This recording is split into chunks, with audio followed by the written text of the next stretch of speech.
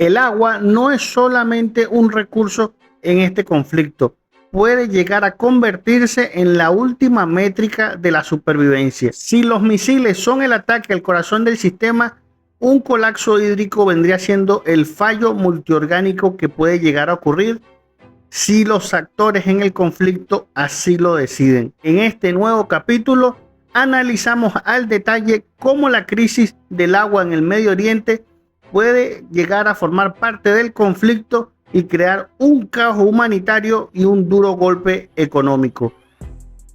Sean todos bienvenidos a un nuevo capítulo de Geopolítica en Estado Puro.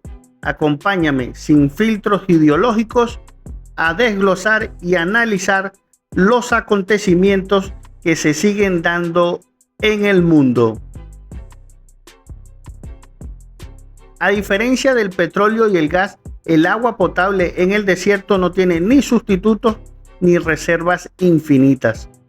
Mientras Estados Unidos e Israel se enfocan en decapitar el liderazgo político, la infraestructura de agua es el punto más débil de todos los jugadores. En Irán, antes de que cayera la primera bomba el 28 de febrero, Teherán ya estaba al borde de la quiebra hídrica. La crisis del agua era una combinación de los efectos del cambio climático y décadas de mala ingeniería y gestión política. La Guardia Revolucionaria controlaba las constructoras que levantaron cientos de presas innecesarias.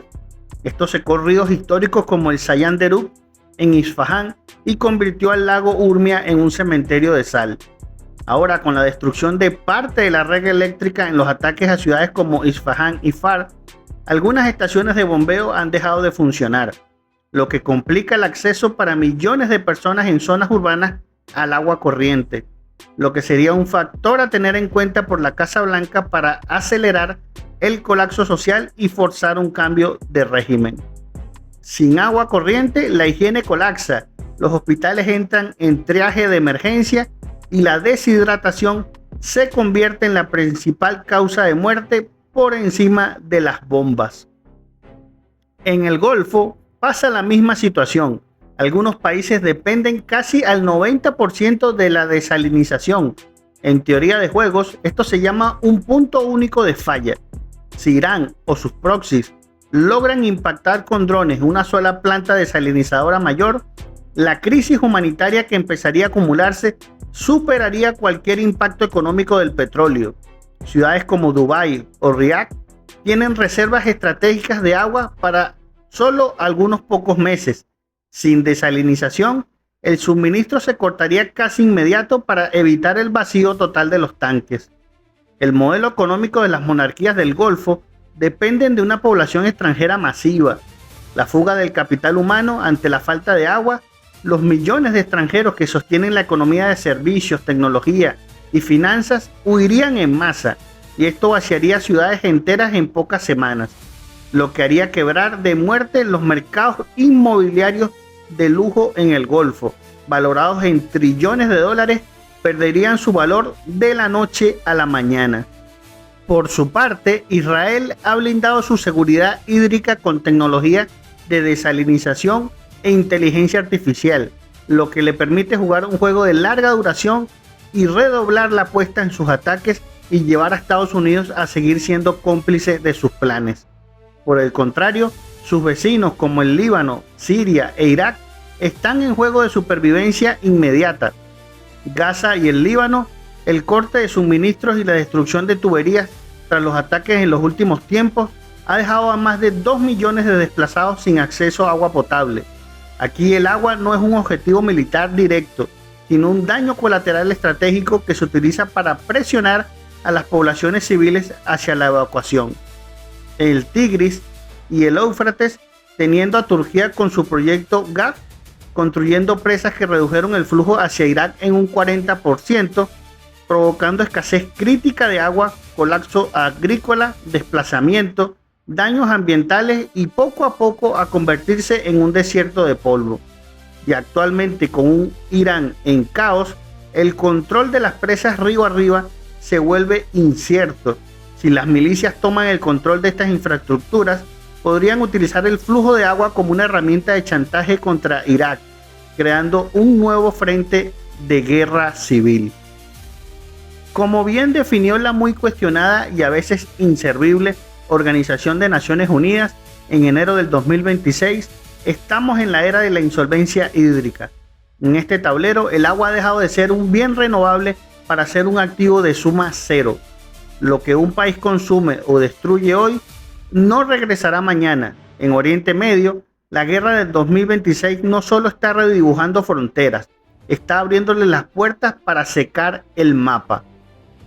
¿Hacia dónde nos lleva esto? Si la guerra se prolonga más allá de los tiempos y planes que tienen previsto ambos lados y aparece también el ataque a infraestructura relacionada al agua, estaríamos en el escenario más probable de una migración masiva por sed y no solamente por bombas.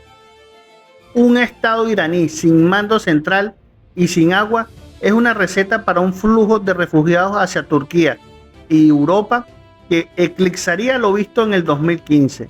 En el riesgo inmediato también se podría dar un ataque iraní de último recurso contra las desalinizadoras del Golfo y cambiaría las reglas del juego de una guerra política a una catástrofe humanitaria existencial en cuestión de horas. En conclusión, las consecuencias geopolíticas de este punto de no retorno serían devastadoras. En teoría de juegos, atacar el agua es cruzar la línea roja existencial. Una escalada total en un ataque de este tipo obligaría a los países del Golfo a entrar formalmente en la guerra con todo su arsenal contra Irán, eliminando cualquier posibilidad de mediación diplomática y la intervención de terceros, que de momento no se ha dado al 100%, pudiese ser una clave para evitar que este panorama caótico, posiblemente estableciendo zonas de exclusión que desplazarían la soberanía local.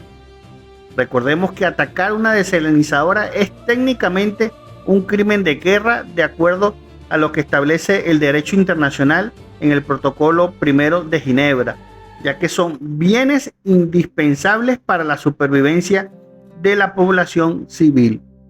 La destrucción de infraestructura relacionada al agua no solamente sería con el objetivo de buscar la rendición militar, sino también el exterminio o desplazamiento forzado de la población. Y lamentablemente ya sabemos cómo se encuentra degolpeado, olvidado y bastante mal usado el derecho internacional, lo que nos deja a la expectativa de que ese punto de no retorno pueda llegar a cruzarse.